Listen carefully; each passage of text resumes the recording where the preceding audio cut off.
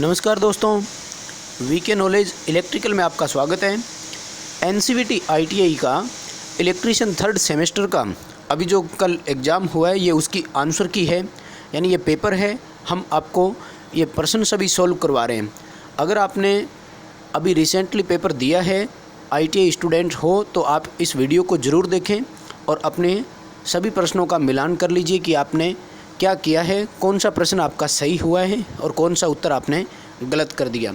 ये booklet series B है।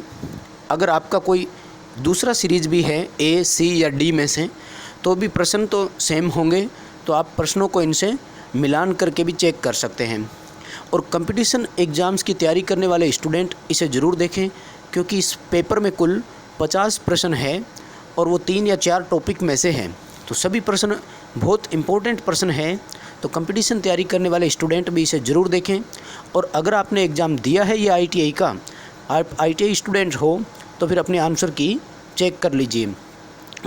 सभी प्रश्नों को आप ज़रूर लास्ट तक देखें और दोस्तों के साथ इसे शेयर भी करें। चलिए शुरू करेंगे प्रश्नों से। वैसे इस वीडियो में प्रश्न हम इंग्लिश पेपर को लेते हुए हल किया है, क्योंकि इंग्लिश में पेपर आपका जल्दी समझ में आता है। हम आपको हिंदी भी उस प्रश्न की बताएंगे। सभी प्रश्नों को आप लास्ट तक ज़रूर देखें और दोस्तों के साथ इसे शेयर ज़रूर करें। चलिए शुरू करेंगे प्रश्न संख्या 1 से। प्रश्न संख्या 1 है कि when a universal motor is operated on no load its speed is limited by. यानी प्रश्न ये पूछा गया है कि जब एक यूनिवर्सल मोटर को हम नो लोड पे चलाते हैं तो इसकी गति का नियंत्रण किसके द्वारा किया जाता है। क्योंकि हम सब जानते हैं यूनिवर्सल मोटर की गति भार के व्युत्क्रमानुपाती होती है, या हम यूँ कहें कि भार के साथ परिवर्तित होती है। यानी अगर भार शून्य हो तो मोटर की गति अनंत होती है। थ्योरेटिकल अगर पढ़ा जाए तो अनंत गति पर तो मोटर में कुछ नुकसान हो सकते थे। तो प्रश्न यही पूछा गया अपन से कि जब यूनिवर्सल मोटर को हम नो लोड पे ऑपरेट कर रहे हैं तो इसकी गति को कंट्रोल कौन करता है। आपको बता दें ये प्रश्न पहले भी आया हुआ है और इसका वीडियो हमने अपलोड किया था जो हिंदी में भी था। ये भी हमने बताया कि आईटीआई में बहुत से प्रश्न प्रीवियस पेपर में से रिपीट हो जाते हैं, तो ये प्रश्न वही है।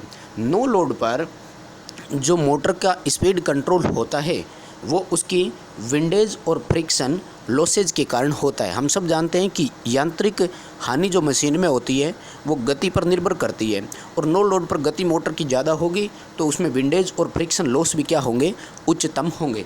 यानी जो आपका विंडेज और फ्रिक्शन लॉस अधिकतम होता है वो उसकी स्पीड को कंट्रोल करने में भूमिका निभाते हैं। तो इस प्रश्न का उत्तर सी होगा कि विंडेज एंड फ्रिक्शन, यानी वायु एवं घर्षण, हिंदी इसका उत्तर हो जाएगा कि नो लोड पर जब यूनिवर्सल मोटर को चलाया जाता है तो वायु और घर्षण द्वारा उसकी गति को लिमिट किया जाता है और मान लीजिए कि नियंत्रित किया जाता है।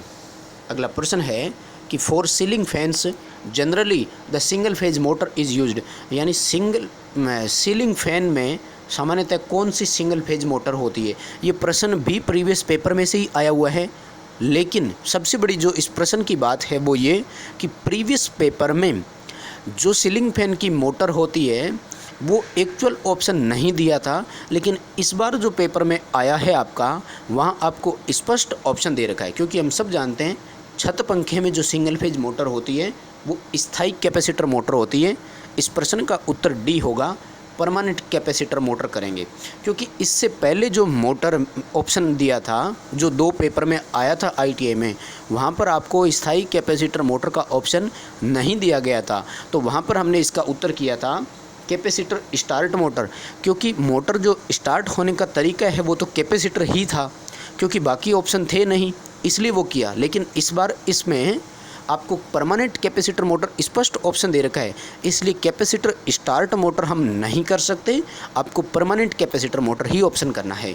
तो इस दूसरे प्रश्न का उत्तर डी होगा। अगला प्रश्न है कि रिलक्टेंस मोटर इज। देखिए दोस्तों, आपको बताएं कि रिलक्टेंस मोटर को हिंदी में प्रतिष्ठम्भ मोटर कहा जाता है और ये सिंक्रोनस मोटर का प्रकार है। ये एक प्रकार की सिंगल फेज सिंक्रोनस मोटर होती है और इस मोटर की जो सबसे बड़ी विशेषता होती है वो ये होती है कि इसके रोटर को उत्तेजित नहीं किया जाता है।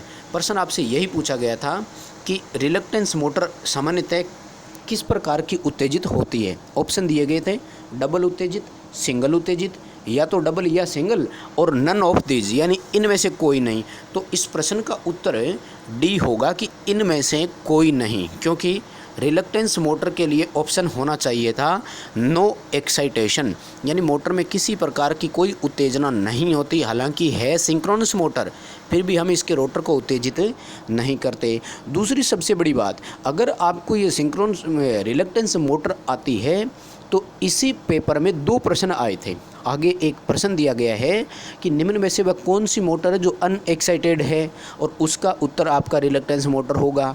यानी एक ही प्रश्न आपके पेपर में 2 तरीके से पूछ लिया गया था, तो आसानी से आप इसका उत्तर कर सकते थे। दोबारा सुन लीजिए, प्रतिष्ठंभ मोटर का रोटर उत्तेजित नहीं किया जाता, नो एक्साइटेशन उत्तर होना चाहिए था, वो ऑप्शन में है नहीं, इसलिए हम करेंगे डी नन ऑफ दीज, यानी इनमें से कोई नहीं।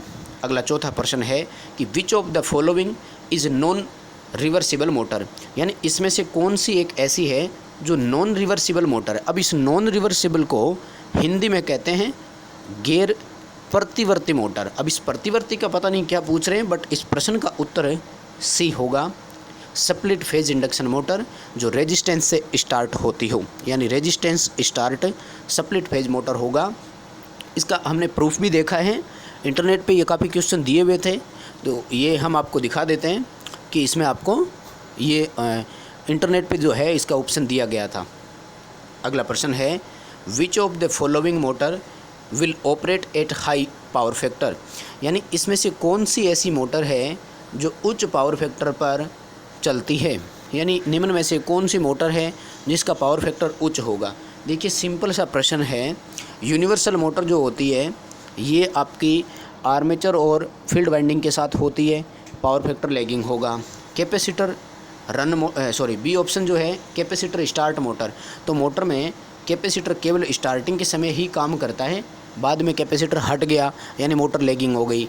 लेकिन अगर सी उत्तर देखा जाए कि कैपेसिटर रन मोटर, तो इस मोटर में कैपेसिटर स्थायी रूप से स्टार्टिंग वाइंडिंग के श्रेणी क्रम में लगा रहता है, यानी कि जो एक वाइंडिंग है मोटर में 2 थी, एक रनिंग वाइंडिंग एक स्टार्टिंग, एक वाइंडिंग में हमेशा लीडिंग करंट फ्लो होगा, यानी कुल मिलाकर जो पावर फैक्टर बहुत अधिक लैगिंग होना है उतना नहीं होता है। तो इस प्रश्न का उत्तर सी होगा कि कैपेसिटर रन मोटर जो है इसका पावर फैक्टर सबसे अधिक होता है। अगला ऑप्शन स्प्लिट फेज मोटर का था, तो स्प्लिट फेज मोटर में तो कोई किसी प्रकार का कैपेसिटर होता ही नहीं है, ये तो इंडक्टेंस के आधार पर ही ऑपरेट होती है। तो इस प्रश्न 5वें का उत्तर सी होगा कि कैपेसिटर रन मोटर सबसे अधिक पावर फैक्टर वाली मोटर है। अगला प्रश्न है कि the efficiency of shaded pole motor is in the range of, यानी शेडेड पोल मोटर की आपसे दक्षता पूछी गई थी। तो हम सब जानते हैं कि शेडेड पोल मोटर ही सिंगल फेज इंडक्शन मोटर का एक ऐसा मोटर है जिसकी दक्षता सबसे कम होती है। मोटर का स्टार्टिंग टॉर्क अति निम्न होता है, मोटर स्थिर गति वाली है, मोटर की घूमने की दिशा परिवर्तित नहीं कर सकते, मोटर की गति परिवर्तित नहीं कर सकते, सबसे कम दक्षता की मोटर है, और इसमें फेज अंतर जो है वो शेडिंग रिंग द्वारा उत्पन्न किया जाता है। तो शेडेड पोल मोटर की दक्षता डी उत्तर होगा, 5 से 35% दक्षता होती है। और ये प्रश्न भी प्रीवियस पेपर में से ही आया हुआ है, पिछले ITI के पेपरों में ये प्रश्न आया था, फिर रिपीट हो गया। अगला प्रश्न है कि the slip ring induction motor has, slip ring induction motor के टॉर्क के बारे में पूछा गया था। देखिए केज मोटर से तुलना करने पर, स्क्विरल केज मोटर से तुलना करने पर स्लिप रिंग मोटर का स्टार्टिंग टॉर्क बहुत बेटर होता है।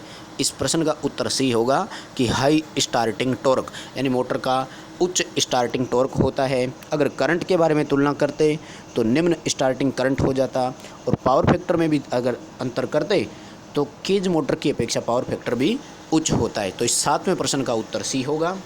नेक्स्ट क्वेश्चन है कि the frequency of the induced EMF in an induction motor, यानी आपसे प्रश्न पूछा गया है कि एक इंडक्शन मोटर में प्रेरित विद्युत वाहक बल की फ्रीक्वेंसी कौन सी होती है। दोस्तों आपको बता दें कि इंडक्शन मोटर में विद्युत वाहक बल रोटर में प्रेरित होता है, यानी स्टेटर को हम सप्लाई देते हैं तो वो घूमने वाला चुंबकीय क्षेत्र बनाता है और रोटर में विद्युत वाहक बल प्रेरित होता है। अब वैसे इस प्रश्न में आपसे ये नहीं पूछा गया कि स्टार्टिंग में इंड्यूस्ड EMF का पूछ रहे हैं या रनिंग में। अगर स्टार्टिंग का होता तब तो वो सप्लाई फ्रीक्वेंसी के बराबर होता है, लेकिन अगर रनिंग की बात करें तो वो सप्लाई फ्रीक्वेंसी से कम होता है, क्योंकि वो स्लिप पर निर्भर करता है। रोटर फ्रीक्वेंसी जो है वो ज्ञात करने का सूत्र होता है स्लिप इनटू सप्लाई फ्रीक्वेंसी। अब अगर आपको स्पष्ट स्टार्टिंग या रनिंग नहीं दे तो आपको बता दें कि हमेशा रनिंग का ही करना है, क्योंकि स्टार्टिंग में मोटर अपन ये मानते हैं कि उसकी कार्यप्रणाली या दक्षता या पावर फैक्टर या लाइन करंट कुछ भी नहीं आंकड़े लिए जाते हैं। जो उस पर रेटेड डाटा होते हैं वो हमेशा पूर्ण भार के और रनिंग अवस्था के होते हैं। इसलिए हम इस प्रश्न का उत्तर करेंगे बी कि लेस देन सप्लाई फ्रीक्वेंसी, यानी इस 8वें प्रश्न का आपको उत्तर क्या करना है, बी करना है कि लेसर देन सप्लाई फ्रीक्वेंसी, यानी सप्लाई फ्रीक्वेंसी से कम करना है, क्योंकि हम रनिंग का ही मानते हैं। हमेशा नेम प्लेट पर जो डाटा लिखे जाते हैं वो हमेशा रनिंग के ही होते हैं, भार पर ही होते हैं। 8 क्वेश्चन हो गए। 9th क्वेश्चन है कि slip of N induction motor increase with, यानी प्रश्न ये कहा जा रहा है कि एक इंडक्शन मोटर की स्लिप जो है वो बढ़ने के साथ साथ क्या होगा, यानी स्लिप कब बढ़ती है, या यूँ कह दो कि स्लिप बढ़ने से क्या होगा। देखिए स्लिप बढ़ेगी तो जो धारा है मोटर की वो बढ़ेगी और जो टॉर्क है वो घटेगा। इस प्रश्न का उत्तर ए हो जाएगा। दोबारा सुन लीजिए, क्योंकि स्लिप बढ़ने का मतलब ये होता है कि मोटर पर जब भार बढ़ता है तो गति घटती है, यानी इंडक्शन मोटर में जब हम भार बढ़ाएंगे तो गति घटेगी। गति घटने से स्लिप इंक्रीज हो गई यानी बढ़ गई, और भार बढ़ने पर धारा बढ़ती है। सीधा सा सिंपल सा उत्तर है, यानी धारा बढ़ गई, लेकिन धारा जब बढ़ेगी तो मोटर का कुछ टॉर्क कम हो जाएगा। तो इस प्रश्न का ए उत्तर होगा कि increase in current and decrease in torque, यानी धारा बढ़ देगी, टॉर्क घटेगा और स्लिप बढ़ जाएगी, क्योंकि ऐसा कब होता है, भार अधिक होने पर होता है। तो अगला 10वां प्रश्न है कि if the excitation is critical the power factor of the alternator, यानी एक अल्टरनेटर का पावर फैक्टर क्या होगा जब उसकी उत्तेजना क्रिटिकल हो। आपको बता दें, अल्टरनेटर हो या सिंक्रोनस मोटर हो, उसकी एक्साइटेशन का लेवल 3 प्रकार का होता है, क्रिटिकल, अबव क्रिटिकल और अंडर क्रिटिकल। यानी एक तो हम ये कह सकते हैं कि लेवल क्रिटिकल जो होता है ये लेवल को कहा जाता है। अबव क्रिटिकल जो होता है इसको अपन अपनी भाषा में ओवर एक्साइटेशन कह सकते हैं, और अंडर क्रिटिकल जो होता है इसको हम अंडर एक्साइटेशन भी शॉर्ट में कह सकते हैं। यानी सिर्फ क्रिटिकल जो दिया हुआ है इसका मतलब होता है लेवल एक्साइटेशन होना।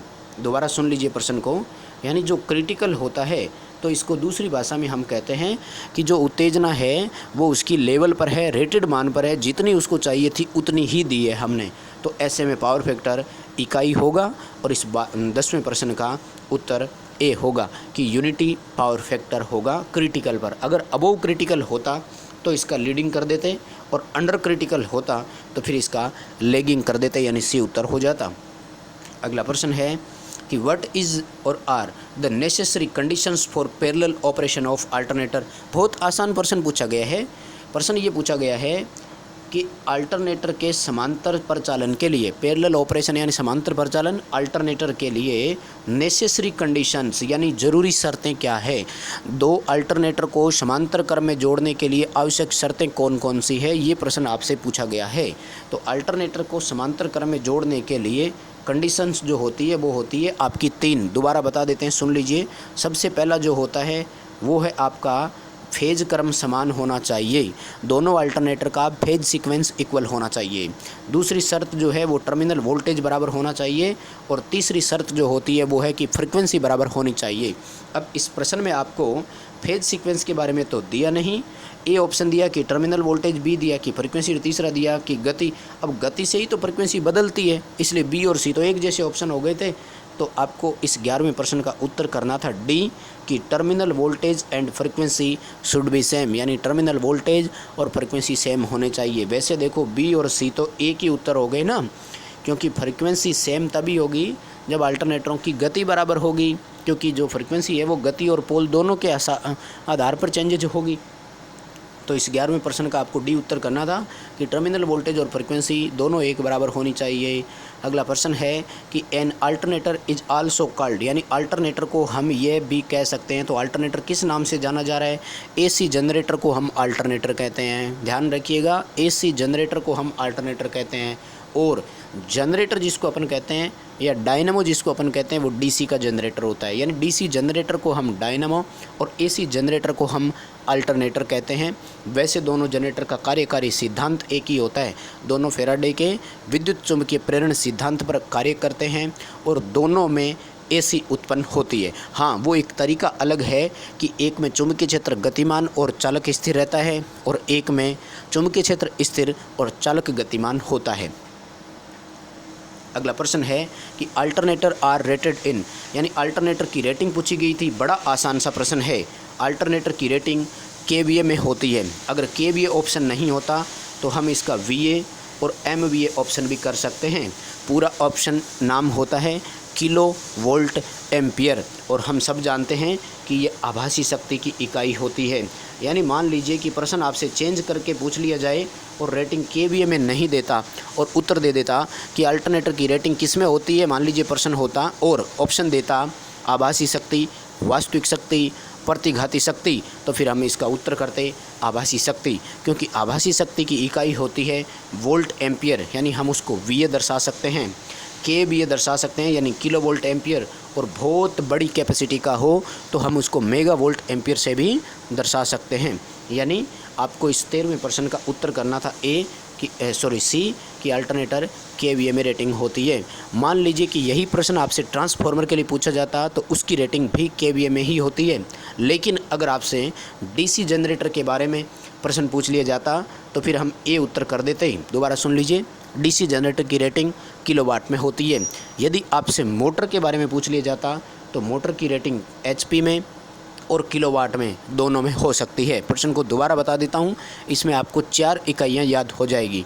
मान लीजिए आपसे अल्टरनेटर और ट्रांसफार्मर का प्रश्न पूछा जाता है तो केवीए या एमवीए, अगर आपसे डीसी जनरेटर के बारे में पूछा जाता है तो किलोवाट या मेगावाट, और अगर आपसे डीसी मोटर या एसी मोटर के बारे में प्रश्न पूछा जाता है तो एचपी और किलोवाट हो जाएगा। और ये केवीएआर जो होती है ये रिएक्टिव पावर की इकाई होती है। मान लीजिए कि आपसे प्रश्न पूछा जाता कि प्रतिघाती इकाई शक्ति की इकाई क्या होती है, तो फिर हम इसका उत्तर कर देते B, kilo volt ampere reactive.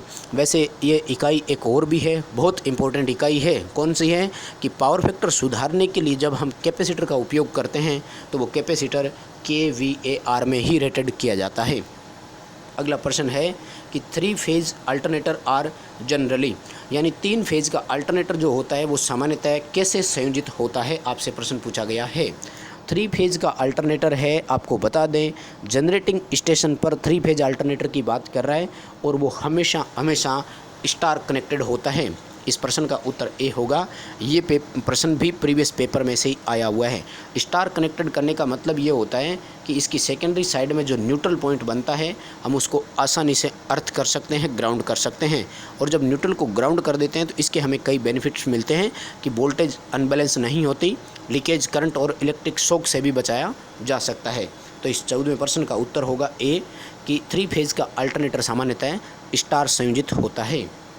Next question है कि in alternators fractional coil pitch are used to reduce the effect of, यानी आपसे प्रश्न पूछा जा रहा है कि एक अल्टरनेटर में अंशीय पिच कॉइल का उपयोग हम किसके प्रभाव को कम करने के लिए, रिड्यूस यानी घटाना होता है, फ्रिक्शनल पिच कॉइल यानी हम भिन्नात्मक पिच का उपयोग, अंशीय पिच कॉइल पिच का उपयोग हम क्यों करते हैं। आपको बता दें कि इसका सीधा सा उत्तर होगा बी, हार्मोन्स कम करने के लिए। अल्टरनेटर जब ऐसी साइन वेव उत्पन्न करता है तो उसमें विषम हार्मोन्स सक्रिय हो जाते हैं, तीसरा, पांचवा या सातवां हार्मोन्स, और ये साइन वेव की वैल्यू को कहीं ना कहीं प्रभावित जरूर करता है। इससे प्रचालित होने वाली मोटरें पूर्णतया रोटेटिंग मैग्नेटिक फील्ड नहीं बना पाती, कई रिएक्शन आ जाते हैं। तो हम हार्मोन्स को कम करने के लिए भिन्नात्मक पिच का उपयोग करते हैं। अगर आपने इस प्रश्न का हंटिंग किया है तो आपका बिल्कुल उत्तर ये गलत होगा, क्योंकि हंटिंग जो होती है इसको कम करने के लिए हम अल्टरनेटर और सिंक्रोनस मोटर में डैम्पर वाइंडिंग का उपयोग करते हैं। यानी अगर डैम्पर वाइंडिंग का प्रश्न होता तब हम हंटिंग करते। यहाँ पर आपसे भिन्नात्मक पिच पूछी गई थी तो इसका उत्तर होगा आपका बी, हार्मोनिक्स कम करने के लिए। नेक्स्ट 16वां प्रश्न है कि active power of an alternator can be varied by, एक अल्टरनेटर की सक्रिय शक्ति, एक्टिव पावर यानी वास्तविक शक्ति, आभासी शक्ति या सक्रिय शक्ति, इसके कई नाम होते हैं, उसको हम कैसे प्रभावित कर सकते हैं। देखिए, एक अल्टरनेटर की सक्रिय शक्ति जो होती है तो अल्टरनेटर की स्पीड का आपको इसमें बी उत्तर करना था कि by changing of prime cover speed. ये प्राइम मूवर लिखा गया है, प्राइम मूवर है, प्राइम कवर नहीं है। यानी जो आपके अल्टरनेटर की गति है ना, हम उसको प्रभावित करके। देखिए वास्तविक शक्ति क्या होता है एक अल्टरनेटर की, हालांकि वो फील्ड एक्साइटेशन पर निर्भर करती है। आपका एक डाउट दूर कर देता हूँ कि वो जी रोटर की एक्साइटेशन पर निर्भर क्यों नहीं करती। इसलिए नहीं कि हम रोटर की एक्साइटेशन बढ़ाते गए तो फाइनली क्या हुआ, कोर सैचुरेशन हो जाती है, यानी रोटर में चुंबकीय संतृप्त अवस्था आ जाती है। लेकिन इसके बाद भी अगर बढ़ानी हो तो कैसे होगा। इसलिए एक अल्टरनेटर में जो ईएमएफ उत्पन्न होता है तो वो ज्ञात करने का सूत्र होता है BLV sin थीटा, यानी V का मतलब यहाँ पर वेलोसिटी ऑफ द कंडक्टर होता है, यानी उसकी गति पर निर्भर करता है। तो हम स्पीड बढ़ाएंगे उसकी वास्तविक शक्ति भी बढ़ जाएगी। ये प्रश्न भी हमने प्रूफ के साथ दिया है, तो देख लीजिए, इसका प्रूफ भी हम आपको दिखा देंगे। नेक्स्ट क्वेश्चन है कि under short circuit condition the power factor of an alternator, यानी शॉर्ट सर्किट अवस्था में एक अल्टरनेटर का पावर फैक्टर कैसा होगा। देखिए शॉर्ट सर्किट कंडीशन जो होती है अल्टरनेटर में, वो एक तरह से ये होती है कि किसी प्रकार का भार तो उस पर है नहीं। जब आपका कोई लोड नहीं है तो हम अल्टरनेटर की प्रकृति नहीं कह सकते। लेकिन अल्टरनेटर का खुद का जो सर्किट था वो आपका सिंक्रोनाइज होने के बाद लेगिंग प्रकृति का सा हो जाता है। इसलिए इस प्रश्न का उत्तर हम करेंगे बी, ऑलमोस्ट जीरो लेगिंग, यानी लगभग जीरो लेगिंग के आसपास होगा, यानी जीरो होगा बट लेगिंग के आसपास इसका होने की संभावना है। 0.1 लेगिंग कह सकते हैं, 0.2 लेगिंग कह सकते हैं या जीरो लेगिंग कह सकते हैं। इस प्रश्न को भी हमने नेट से सर्च किया है और इसका प्रूफ भी है। अगला प्रश्न है कि an unexcited single phase synchronous motor is, ये वो प्रश्न है जिसकी हमने पहले ही बात कर दी थी। आपसे प्रश्न ये पूछा गया है कि अनएक्साइटेड यानी बिना उत्तेजन वाली सिंगल फेज सिंक्रोनस मोटर कौन सी है, बिना एक्साइटेशन के, यानी जिसका रोटर उत्तेजित नहीं किया जाता लेकिन फिर भी वो एक प्रकार की सिंक्रोनस मोटर है। तो इस प्रश्न का उत्तर ए होगा, रिलक्टेंस मोटर होती है वो, हिंदी में हम इसको प्रतिष्ठम मोटर कहते हैं। अगला क्वेश्चन है कि synchronous motor can operate at, यानी सिंक्रोनस मोटर को हम किस प्रकार के पावर फैक्टर पर परिचालित कर सकते हैं। तो इस प्रश्न का उत्तर होगा डी, कि लेगिंग, लीडिंग और इकाई पावर फैक्टर पर हम इसको परिचालित कर सकते हैं। क्यों? क्योंकि सिंक्रोनस मोटर का पावर फैक्टर रोटर की उत्तेजना पर निर्भर करता है, यानी हम रोटर की उत्तेजना को परिवर्तित करके मोटर को अलग अलग पावर फैक्टर पर चला सकते हैं। अगर हम रोटर को अंडर एक्साइट करते हैं तो लेगिंग पावर फैक्टर होगा, ओवर एक्साइट करते हैं तो लीडिंग पावर फैक्टर होगा, अगर लेवल एक्साइटेशन होगा तो इकाई पावर फैक्टर पर काम करेगी हमारे सिंक्रोनस मोटर। यदि यही प्रश्न आपसे इंडक्शन मोटर के बारे में होता तो फिर इसका उत्तर हम ए कर देते कि इंडक्शन मोटर को केवल और केवल लेगिंग पावर फैक्टर पर ही ऑपरेट किया जा सकता है, लेकिन सिंक्रोनस मोटर को हम तीनों पावर फैक्टर पर चला सकते हैं। उसका पावर फैक्टर हम रोटर की एक्साइटेशन बदलकर परिवर्तित कर सकते हैं। अगला क्वेश्चन है कि the damping winding in a synchronous motor is generally used, यानी सिंक्रोनस मोटर में डैम्पर वाइंडिंग क्यों उपयोग की जाती है, सामान्यतः किस उद्देश्य से उपयोग की जाती है, हमसे प्रश्न पूछा गया था। देखिए सिंक्रोनस मोटर के बारे में आपको एक बात बताऊंगा कि सबसे बड़ी समस्या ये होती है कि अगर ये 3 फेज़ की मोटर है और इसके स्टेटर में घूमने वाला चुंबकीय क्षेत्र भी बनता है, तब भी हमारी मोटर सेल्फ स्टार्ट नहीं होती है, यानी सिंक्रोनस मोटर सेल्फ स्टार्ट नहीं होती है, ये इसकी सबसे बड़ी समस्या होती है। और दूसरा, इसकी संरचना अल्टरनेटर की जैसी होती है, यानी इसमें भी हंटिंग दोष होता है। यानी दो चीज़ें हो गई, एक हंटिंग दोष और दूसरा मोटर सेल्फ स्टार्ट भी नहीं है। तो ही ये डैम्पर वाइंडिंग जो होती है, इसका दूसरा नाम सिंक्रोनस मोटर के लिए केज वाइंडिंग भी होता है। ये डैम्पर वाइंडिंग सिंक्रोनस मोटर में हमें 2 लाभ प्रदान करती है। एक तो मोटर में ये हंटिंग दोष को समाप्त कर देती है और दूसरा ये मोटर को सेल्फ स्टार्ट भी बना देती है। इसलिए इस प्रश्न का उत्तर होगा डी, कि to prevent hunting and provide the starting torque, यानी हंटिंग से बचाव करना और स्टार्टिंग टॉर्क प्रोवाइड करवाना, प्रदान करना, ये इस हंटिंग डैम्पर वाइंडिंग का काम होता है। तो इस प्रश्न का उत्तर डी होगा। अगला प्रश्न है कि the armature current of synchronous motor has large value, यानी प्रश्न ये पूछा गया है कि एक सिंक्रोनस मोटर में आर्मेचर धारा अधिक किस पावर फैक्टर पर होती है। तो आपको बता दें कि आपने सिंक्रोनस मोटर का वी वक्र पढ़ा होगा। वी वक्र का मतलब ये होता है कि ये वी वक्र जो जिन खींचा जाता है वो होता है फील्ड करंट और आर्मेचर करंट। सीधा सा और सिंपल सा आंसर है कि जब अंडर एक्साइट होती है तब भी धारा का मान अधिक होता है, और ओवर एक्साइट होती है तब भी धारा का मान अधिक होता है। धारा का मान न्यूनतम केवल और केवल तब होता है जब सिंक्रोनस मोटर लेवल एक्साइटेड हो। अब पावर फैक्टर भी उसकी एक्साइटेशन से ही बदलता है, यानी कि अगर मोटर लैगिंग पावर फैक्टर है तब भी धारा अधिक होगी, और मोटर लीडिंग पावर फैक्टर पर ऑपरेट हो रही है तब भी उसकी धारा अधिक होगी। तो हमें इस प्रश्न में एक्साइटेशन के आधार पर उत्तर देना था, तो इस 21वें प्रश्न का सी उत्तर होगा कि both low and high excitation, यानी निम्न उत्तेजना और उच्च उत्तेजना दोनों पर मोटर की आर्मेचर धारा अधिक होगी। अगर आपसे केवल और केवल ये पूछा जाता कि न्यूनतम कब होती है, तो वो आपकी लेवल एक्साइटेशन पर होती है, इकाई पावर फैक्टर पर होती है। तो इस 21वें प्रश्न का सी उत्तर होगा। अगला 22वां प्रश्न है कि the back EMF in the stator of A synchronous motor depends on. देखिए दोस्तों, सीधी सी बात ये है कि जो हम उसकी एक्साइटेशन परिवर्तित कर रहे थे उससे मोटर के में बैक ईएमएफ चेंजेज आ रहा था, और बैक ईएमएफ परिवर्तित होने से ही हमारा आर्मेचर करंट वेरी कर रहा था और उसी से पावर फैक्टर बदल रहा था।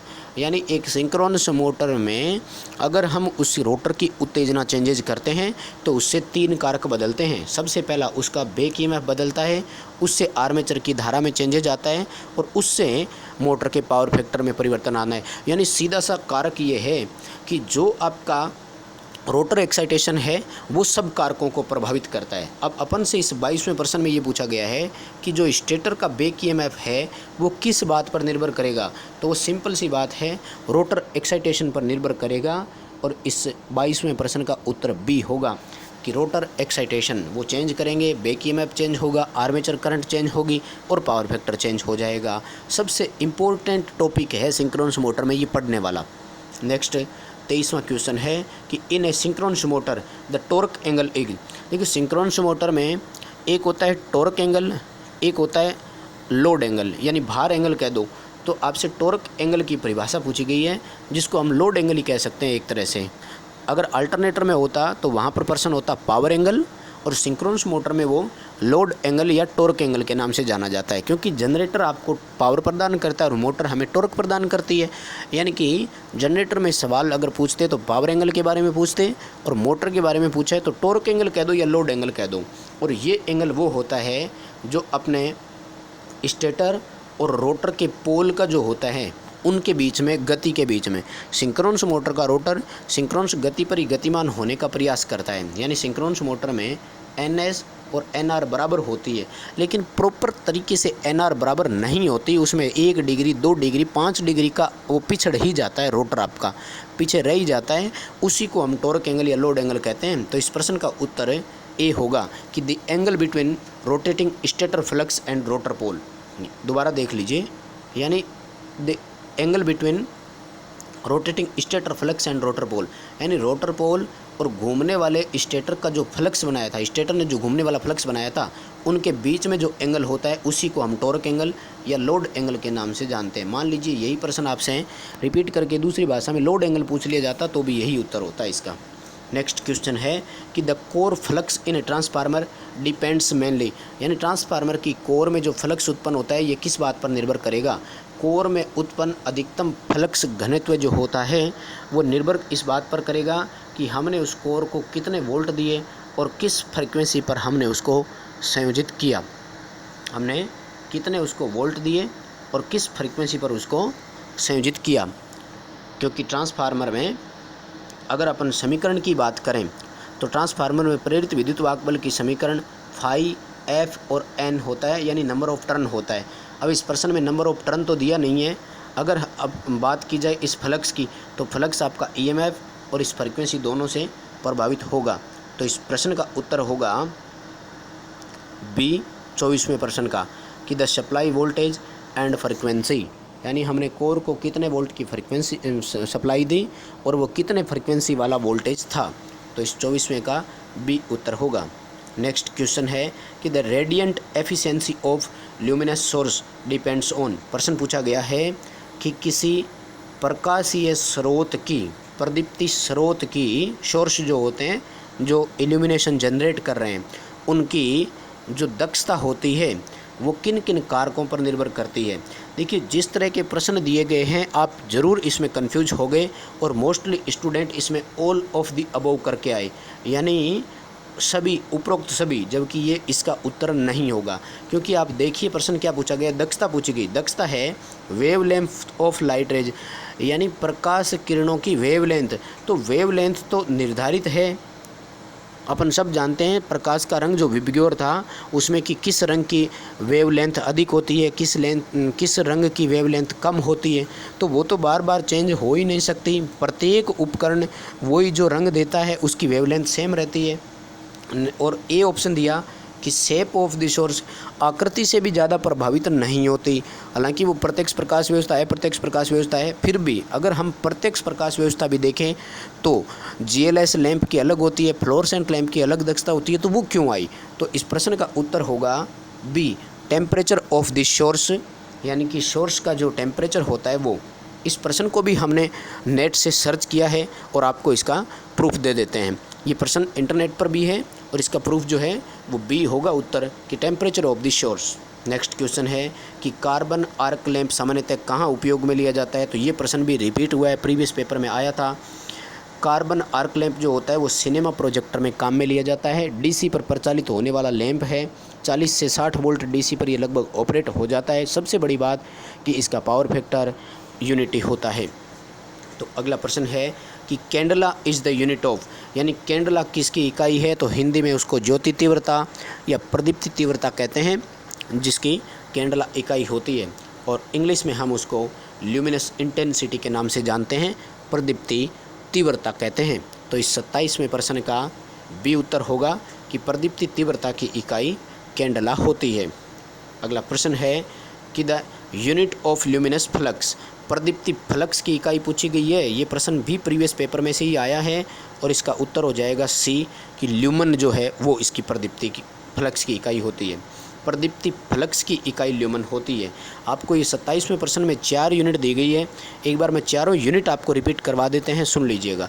स्ट्रेडियन है तो ये होती है सॉलिड एंगल की, यानी ठोस कोण की इकाई अगर आपसे पूछ ली जाती तो वो स्ट्रेडियन होती। कैंडला है प्रदीप्ति तीव्रता या ज्योति तीव्रता। ल्यूमन जो है वो है प्रदीप्ति फ्लक्स की। और लक्स जो है ये केवल और केवल प्रदीप्ति है, यानी अगर ल्यूमिनस आता ऑप्शन, इल्यूमिनेशन ऑप्शन आता तब अपन उसकी इकाई लक्स कर देते।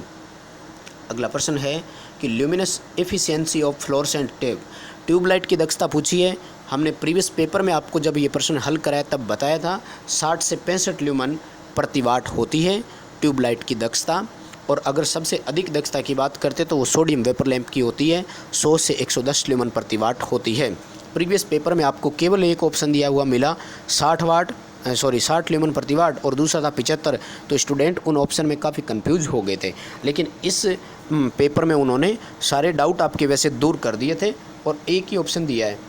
तो 60 से 65 ल्यूमन प्रति वाट एक ट्यूबलाइट की दक्षता होती है। इस प्रश्न का उत्तर डी होगा।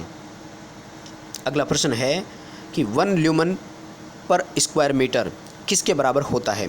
1 ल्यूमन प्रति वर्ग मीटर के बराबर पूछा है। तो ये इल्यूमिनेशन की इकाई मापने का तरीका है और वो 1 लक्स के बराबर होता है। इस प्रश्न का उत्तर ए होगा कि 1 लक्स जो होता है वो 1 ल्यूमन प्रति वर्ग मीटर प्रदीप्ति स्रोत के बराबर होता है। नेक्स्ट क्वेश्चन है for the same wastage which lamp is cheapest. अब प्रश्न आई थिंक कहीं ना कहीं गलती है इसमें, वेस्टेज ना होकर शायद या तो सेम वाटेज होगा। प्रश्न ये कह रहा है कि अगर सेम ही वाट के लिए हम बनाएं तो निम्न में से कौन सा लैंप जो है वो सबसे सस्ता होगा। चीपेस्ट का मतलब है सस्ता। वैसे अगर वेस्टेज की भी बात करें, मान लीजिए सेम वेस्टेज के लिए, तो वेस्टेज क्या है कि मान लीजिए वो लैंप में मतलब अपशिष्ट कौन कौन से निकलते हैं या उनका कचरा कितना होता है। तो देखिए दोनों तरीक़ों से भी अगर आप देखोगे ना इस चीज़ को, आई थिंक ये वेस्टेज नहीं वाटेज था। तो इस प्रश्न का उत्तर आपका डी होगा, जीएलएस लैंप, यानी जनरल लाइटनिंग सर्विस वाला लैंप। जनरल लाइटनिंग सर्विस का मतलब है जिसको हम अपनी भाषा में उदीप्त लैंप कहते हैं, इनकैंडिसेंट लैंप हम इसको कहते हैं। वैसे भी ध्यान रखें इनकैंडिसेंट लैंप सबसे सस्ता होता है, यानी आप अगर एक 40 वाट की ट्यूबलाइट परचेज करते हैं और एक आप 40 वाट का उदीप्त लैंप परचेज करते हैं तो वो 40 वाट का लैंप जो उदीप्त है वो सस्ता मिलेगा। तो इस प्रश्न का उत्तर डी होगा। अगला क्वेश्चन है कि ल्यूमन प्रति वाट द यूनिट ऑफ, यानी ल्यूमन प्रति वाट किसकी इकाई है। तो हम सब जानते हैं, सिंपल सा प्रश्न है और बहुत बार रिपीट हुआ है, ल्यूमिनस एफिशिएंसी, प्रदीप्ति दक्षता की। क्योंकि अभी ऊपर के 1-2 प्रश्न पहले ही आपसे एक प्रश्न पूछा गया कि फ्लोरेसेंट ट्यूबलाइट की एफिशिएंसी कितनी होती है, और सारे ऑप्शन आपको दिए गए थे वो थे ल्यूमन प्रति वाट में। तो अब सोचने की ज़रूरत ही नहीं है, जब दक्षता का एफिशिएंसी की यूनिट उन्होंने ऑप्शन में ल्यूमन प्रति वाट ही दे रखी है तो फिर हम प्रश्न को कर सकते थे। यानी ल्यूमन प्रति वाट जो इकाई है वो किसकी है, ल्यूमिनस एफिशिएंसी, प्रदीप्ति दक्षता की इकाई है। ऊपर के प्रश्नों में दे रखा था। यानी इसी पेपर में आपको 2 से 4 प्रश्न ऐसे मिले हैं जो एक दूसरे का उत्तर बता रहे थे। अगला क्वेश्चन है कि which gas is sometime used in filament lamp. Filament lamp में कौन सी गैस उपयोग की जाती है, प्रीवियस पेपर में से ये प्रश्न भी आया है। देखिए, फिलामेंट लैंप जो होते हैं उनमें 2 प्रकार की निष्क्रिय गैस होती है और वो दोनों गैस आपकी है आर्गन और नाइट्रोजन। अब इस प्रश्न में आपको दोनों उत्तर दे दिए तो समस्या होगी कि हम कौन सा करें। तो इस तरह के ऑप्शन जब भी आ जाए तो सबसे अधिक जिस गैस का उपयोग किया जाता है वो है आर्गन, यानी हम आर्गन गैस का सबसे अधिक उपयोग करते हैं। ये हमने पिछले प्रश्न में पेपर में भी आपको यही बताया था इसका उत्तर। तो इस प्रश्न का उत्तर ए होगा, आर्गन गैस ही की जाती है। नेक्स्ट क्वेश्चन है कि the output of tungsten filament lamp depends, यानी टंगस्टन फिलामेंट लैंप की जो आउटपुट है वो किस पर निर्भर करेगी। अब आपने फिर यहाँ पर उत्तर देखा होगा डी की ऑल ऑफ दीज, यानी उपरोक्त सभी, और कर दिया होगा, लेकिन ये गलत उत्तर है आपका। इसका डी उत्तर नहीं होगा। देखिए, आपसे प्रश्न ये पूछा जा रहा है कि एक टंगस्टन फिलामेंट लैंप जो है वो कितनी आउटपुट देगा, ये किस बात पर निर्भर करता है। सीधी सी बात है, फिलामेंट लैंप जो होते हैं इनमें तापीय उत्सर्जन होता है, यानी कि ये गर्म होकर प्रकाश उत्पन्न करते हैं। तो सिंपल सा ऑप्शन ये होगा सी उसका कि टेम्परेचर ऑफ द फिलामेंट, यानी फिलामेंट के तापमान पर निर्भर करता है, क्योंकि ये लैंप तापीय उत्सर्जन है, ये गर्म होकर प्रकाश उत्पन्न करते हैं, ऊष्मा के आधार पर प्रकाश उत्पन्न करते हैं। दूसरा ऑप्शन इन्होंने दिया है कि साइज ऑफ लैंप। अब लैंप के साइज से क्या फ़र्क पड़ना है, हमने फिलामेंट का साइज कितना दिया है वो देखा जाएगा। नेक्स्ट कह रहा है size of cell. Size of cell यानी उसकी आकृति कैसी थी, तो इन सब चीज़ों से प्रभावित नहीं होता। तो इस प्रश्न का उत्तर क्या होगा, सी करेंगे कि टेम्परेचर ऑफ द फिलामेंट। 34वें प्रश्न का सी उत्तर होगा। नेक्स्ट क्वेश्चन है कि melting temperature of tungsten. Tungsten का गलनांक बिंदु पूछा गया है, मेल्टिंग पॉइंट यानी गलनांक बिंदु पूछा है। वैसे अगर डिग्री सेंटीग्रेड में देखा जाए जब तो 3400 डिग्री सेंटीग्रेड होता है। अब डिग्री सेंटीग्रेड तो ऑप्शन है नहीं, इस प्रश्न में आपको सारे ऑप्शन डिग्री केल्विन में दिए ना, तो सेंटीग्रेड से केल्विन की मात्रा जो होगी वो ज़्यादा ही होती है। तो इस प्रश्न का उत्तर आपका डी होगा कि 3655 डिग्री केल्विन। ये प्रश्न भी हमने नेट से देखा है, इसका प्रूफ भी आपको हम दे देते हैं। इसका उत्तर डी होगा 3655 डिग्री केल्विन। नेट से हमने इसको सर्च भी किया है। अगला क्वेश्चन है कि वी कनेक्ट द फ्यूज इन। सबसे सिंपल प्रश्न था, कह रहा है कि हम फ्यूज को कैसे संयोजित करते हैं। तो सभी जानते होंगे फ्यूज हमेशा फेज लाइन पर जोड़े जाते हैं, तो इसका उत्तर ए हो जाएगा। अगला प्रश्न है कि the effect of armature reaction, यानी आर्मेचर रिएक्शन का प्रभाव क्या पड़ता है ना। आर्मेचर रिएक्शन के कई प्रभाव होते हैं। देखिए, ए ऑप्शन इन्होंने दिया कि रिडक्शन इन ईएमएफ, यानी विद्युत वाहक बल को वो घटा देते हैं। तो ये ए उत्तर इनका भी सही लग रहा है, क्योंकि वो घटा देते हैं, लेकिन और ऑप्शन भी पढ़ते हैं। तो दूसरा ऑप्शन दिया कि increase iron loss, iron loss भी घटेगा, क्योंकि आयरन लॉस जो है वो फ्लक्स घनत्व पर तो निर्भर करता है। वैसे आपके दिमाग में ये होगा कि आयरन लॉस तो फिक्स लॉस होता है, लेकिन वो तब होता है जब फ्लक्स घनत्व नियत रहे। अब जब आपके आर्मेचर रिएक्शन से फ्लक्स घनत्व में वेरिएशन आ रहा है तो आयरन लॉस में चेंजेज आएगा। दूसरा कह रहे हैं स्पार्किंग एट कम्यूटेटर, कम्यूटेटर पर स्पार्किंग भी होती है। तो तीनों ऑप्शन सही थे, लेकिन अगर बेटर ऑप्शन देखा जाए तो सबसे बेटर ऑप्शन आपको मिल रहा है डी कि reduction in EMF and increase in iron loss, यानी आयरन लॉस को वो घटा देता है और ईएमएफ को वो आयरन लॉस को वो बढ़ा देता है और ईएमएफ को वो घटा देता है। तो जो विद्युत वाहक बल जनरेटर उत्पन्न कर रहा था वो तो कम हो जाएगा और लोह हानियों का मान अधिक हो जाता है, यानी बढ़ जाता है। इस प्रश्न को भी हमने नेट से देखा है, आपको इस प्रश्न का ऑप्शन भी हम प्रूफ के साथ दिखा देते हैं। अगला क्वेश्चन है PMEN सिस्टम स्टैंड्स फॉर, यानी आपसे इस PMEN का पूरा नाम पूछा गया था। वैसे तो ये नाम किसी बुक में हमने देखा नहीं है, लेकिन नेट से हमने इसको सर्च किया और आपको बता देते हैं इसका उत्तर प्रूफ के साथ। तो इसका बी उत्तर सही किया हुआ है, प्रोटेक्टिव मल्टीपल अर्थ न्यूट्रल सिस्टम, यानी इस प्रकार का सिस्टम है जहाँ पर न्यूट्रल सिस्टम को मल्टीपल अर्थ यानी एक से अधिक जगह पर अर्थ कर रखा है प्रोटेक्शन के लिए।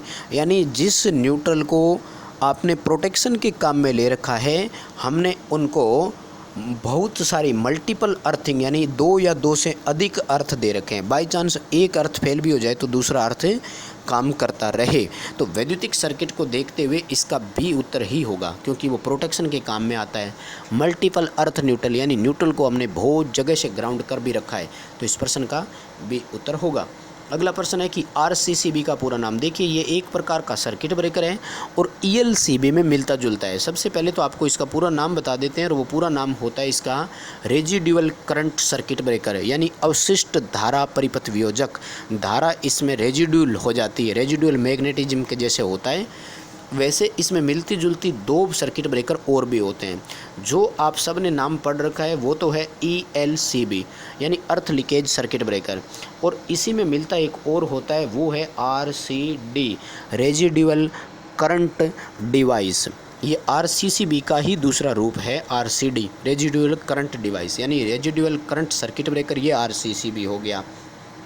अगला क्वेश्चन है कि according to IE rules the permissible variation of frequency, यानी प्रश्न ये पूछा गया है कि इंडियन इलेक्ट्रिसिटी रूल के अनुसार फ्रीक्वेंसी में वेरिएशन यानी आवृत्ति में कितना विचलन हो सकता है, उतार चढ़ाव हो सकता है। तो हम सब जानते हैं फ्रीक्वेंसी में विचलन ±3% का हो सकता है। ±3% मतलब निर्धारित फ्रीक्वेंसी का, जैसे इंडिया में 50 हर्ट्ज फिक्स है तो इसका 3% यानी 1.5 हर्ट्ज फ्रीक्वेंसी कम भी हो सकती है और 1.5 हर्ट्ज फ्रीक्वेंसी अधिक भी हो सकती है। अगर वोल्टेज के लिए पूछा जाता तो 5% लो मीडियम में, 12.5% हाई और एक्स्ट्रा हाई में विचलन होता है। अगला प्रश्न है कि 1 HP is equal to 1 HP में कितने वाट होते हैं। हम सभी जानते हैं 746 वाट होते हैं, और दूसरा ऑप्शन है 735.5 वाट का। दोनों में से जो उत्तर होता कर देते, तो इस पर आपको एक ही दिया गया है 746 वाट, तो ये उत्तर हो जाएगा। अगला प्रश्न है the speed of motor measured by, यानी मोटर की गति किसके द्वारा मापी जाती है। तो गति मापने के लिए हम टेकोमीटर का उपयोग करते हैं। इस प्रश्न का डी उत्तर हो जाएगा। बड़ा आसान सा प्रश्न पूछा गया था, दोबारा बता देते हैं। एमीटर धारा मापने के काम आता है, वोल्ट मीटर वोल्टेज मापने के काम आता है, मेगर इंसुलेशन रेजिस्टेंस या हाई रेजिस्टेंस मापने के काम आता है। ये सब हम ऑप्शन जानते थे, तो बचा अपने पास टेकोमीटर। ये टेकोमीटर मोटर की गति मापने के काम आता है। ये आजकल लेजर टाइप में भी आ गया और यांत्रिक वाला भी होता है, जिसको शाफ्ट पे लगा दिया जाता है, रोटर की शाफ्ट पर। अगला क्वेश्चन है कि इनकैंडिसेंट लैंप का फिलामेंट किस धातु का होता है। उदीप्त लैंप का फिलामेंट पूछा था। उदीप्त लैंप का फिलामेंट टंगस्टन तार से बना हुआ होता है, हम सब जानते हैं। सबसे आसान प्रश्न है इस लास्ट वाले 10 प्रश्नों में। तो इनकैंडिसेंट लैंप का जो फिलामेंट होता है वो टंगस्टन का होता है। सबको किसी को नाइक्रोम याद रह गया होगा, तो नाइक्रोम हीटिंग एलिमेंट बनाने के काम आता है, ना कि फिलामेंट बनाने के। नेक्स्ट क्वेश्चन है कि एक capacitor start capacitor run single phase induction motor किस प्रकार की मोटर होती है। देखिए एक फेज का वैसे हम देखा जाए तो कोई अस्तित्व है ही नहीं, क्योंकि हम क्या कहते हैं कि कैपेसिटर फेज अंतर पैदा करता है। तो अंतर कब होता है किसी चीज़ में, जब 2 या 2 से अधिक चीज़ हो। दूसरा हम भी यही कहते हैं कि सिंगल फेज मोटर की रनिंग और स्टार्टिंग वाइंडिंग के बीच फेज अंतर कितना होता है, बोले जी 90 डिग्री का। तो ये 90 डिग्री का अंतर कहाँ से आया, जब कोई 2 चीज़ें हैं तभी अंतर होगा ना। यानी एक्चुअल में स्टेटर जिस पर गतिमान हो रहा है या कार्य कर रहा है वो 2 फेज की भांति ही काम करते हैं। तो इस प्रश्न का उत्तर सी होगा, 2 फेज की इंडक्शन मोटर है, क्योंकि एक फेज में तो कोई अंतर ही नहीं होता है। दूसरा घूमने वाला चुंबकीय क्षेत्र, यानी 2 चीज़ें तुलना करने के लिए होगी तभी होगा ना। यानी स्टेटर एक तरह से 2 फेज पे ऑपरेट होता है। वैसे भी आपको बता दें रनिंग वाइंडिंग और स्टार्टिंग वाइंडिंग दोनों 2 समांतर रास्ते ही तैयार करती है, तो वो एज ए 2 फेज ही काम करती है। अगला क्वेश्चन है the starting torque of capacitor start motor. देखो कैपेसिटर स्टार्ट मोटर का टॉर्क पूछा है ना, इसको तो हम लो कर देंगे, यानी निम्न होता है, क्योंकि बहुत अच्छा तो नहीं होता डबल कैपेसिटर मोटर की तुलना में, है ना। तो इसका निम्न होता है, बाद में टॉर्क मोटर का अच्छा होता है या बढ़ जाता है, यूँ कहेंगे। अगर ये प्रश्न आपसे केवल और केवल सिंगल फेज इंडक्शन मोटर पूछते हैं ना, तब हम इसका उत्तर करते 0। यानी अगर प्रश्न ये पूछ लिया जाता है ना कि एक सिंगल फेज इंडक्शन मोटर का टॉर्क कितना होता है, तब तो आपको करना है 0, क्योंकि single phase induction motor self start नहीं है। अब मोटर स्टार्ट ही नहीं हुई तो टॉर्क क्या देगी। लेकिन कैपेसिटर स्टार्ट मोटर तो कैपेसिटर लगने के साथ स्टार्ट हो जाती है, तो इसका जो टॉर्क होता है ना वो निम्न होता है, यानी अच्छा नहीं होता ये कह सकते हैं, लेकिन बाद में बढ़ता है, कहने का मतलब ये है। अगला क्वेश्चन है, a capacitor start single phase induction motor is switched on the supply with its capacitor replaced by an inductor of equivalent reactance value it will be. यानी प्रश्न ये भी रिपीट हो गया, बहुत बार ये प्रश्न आपसे पूछा भी गया है। खैर प्रश्न ये था कि single phase capacitor start induction motor है, हमने उसको सप्लाई पर स्विच कर दिया यानी लगा दिया, लेकिन जो उसमें कैपेसिटर था ना उतने ही रिएक्टेंस यानी प्रतिघात वाला हमने इंडक्टर लगा दिया। प्रश्न ये कह रहा है कि कैपेसिटर के स्थान पर सेम प्रतिघात का हमने इंडक्टर लगा दिया और जब हम मोटर को चलाएंगे तो क्या होगा, मोटर स्टार्ट नहीं होगी। देखिए सीधी सी बात है, रनिंग वाइंडिंग हाई इंडक्टेंस की थी और स्टार्टिंग वाइंडिंग कर श्रेणी क्रम में हमने इंडक्टर लगा दिया तो उसका भी इंडक्टेंस बढ़ गया। तो रनिंग वाइंडिंग और स्टार्टिंग वाइंडिंग के बीच में फेज अंतर बढ़ने की बजाय घट गया। और हम जानते हैं कि जब तक उनके बीच में फेज अंतर 90 डिग्री या इससे अधिक का नहीं होगा तब तक घूमने वाले चुंबकीय क्षेत्र के जैसा प्रभाव नहीं होगा और मोटर स्टार्ट नहीं होगी। तो इस प्रश्न का उत्तर ए होगा, नॉट स्टार्ट, क्योंकि इंडक्टर लगाने से फेज अंतर बढ़ने की बजाय घट गया। रनिंग वाइंडिंग और स्टार्टिंग वाइंडिंग के बीच में हमें फेज अंतर उत्पन्न करना था, जबकि इंडक्टर लगाने से फेज अंतर कम हो गया। अगला क्वेश्चन है, the starting capacitor of a single phase induction motor. अगर स्टार्टिंग कैपेसिटर का पूछा गया, ये भी प्रीवियस पेपरों में से आया हुआ है, हमने आपको बताया भी है, और चैनल पर इससे पहले एक सिंगल फेज इंडक्शन मोटर का हमने वीडियो अपलोड किया था, उसमें भी ये प्रश्न हमने दिया था। तो स्टार्टिंग कैपेसिटर के बारे में पूछ रहा है, यानी वो कैपेसिटर जो केवल स्टार्टिंग के समय काम आ रहा हो, तो वो इलेक्ट्रोलाइटिक कैपेसिटर होता है। इलेक्ट्रोलाइटिक कैपेसिटर होता है। इस प्रश्न का ए उत्तर करेंगे। अगर आपसे रनिंग कैपेसिटर के बारे में पूछ लेता ना तो हम उत्तर करते सी, पेपर कैपेसिटर। जैसे छत पंखे में स्थायी कैपेसिटर मोटर होती है तो उसमें पेपर कैपेसिटर ही लगता है, लेकिन जो कैपेसिटर स्टार्टिंग के लिए लगता है और बाद में रनिंग में वो हट जाता है वो सेंट्रीफ्यूगल स्विच के साथ, तो वो इलेक्ट्रोलाइटिक कैपेसिटर होता है। और आपको बता दें ये होता भी उच्च मान का ही है। इलेक्ट्रोलाइटिक कैपेसिटर जो होते हैं ये फिर स्टार्टिंग के लिए काम में आते हैं और हाई वैल्यू के होते हैं, यानी इनकी माइक्रोफेरेड वैल्यू जो होती है वो अधिक होती है। और अगला प्रश्न अपन से पूछा गया है कि out of the following motor which will give the highest starting torque, यानी इनमें से ऐसी कौन सी मोटर है जिसका स्टार्टिंग टॉर्क अधिक होगा। देखिए ये सेडेड पोल मोटर जो है इसका तो सबसे कम स्टार्टिंग टॉर्क होता है, सोचने की ज़रूरत ही नहीं थी। दूसरा दिया कि all have zero starting torque, zero starting नहीं कह सकते क्योंकि मोटर स्टार्ट तो हो ही जाती है। अब यूनिवर्सल मोटर की तुलना करने पर कैपेसिटर जब लगा हुआ है तो इसका टॉर्क तो बेटर होगा ही होगा, यानी इस प्रश्न का उत्तर होगा बी कि कैपेसिटर स्टार्ट मोटर का टॉर्क सबसे बेटर होता है। नेक्स्ट 49वां क्वेश्चन है कि ए यूनिवर्सल मोटर इज़ वन, यानी एक यूनिवर्सल मोटर वो है जिसको हम ऑपरेट कर सकते हैं। प्रश्न ये पूछा गया तो यूनिवर्सल मोटर अगर ऑप्शन देखे जाए ना तो इसका सी उत्तर करेंगे हम कि which can operate on AC as well as DC, यानी मोटर को हम एसी और डीसी दोनों पर परिचालित कर सकते हैं। तो सबसे बड़ी यूनिवर्सल मोटर की विशेषता ही यही थी।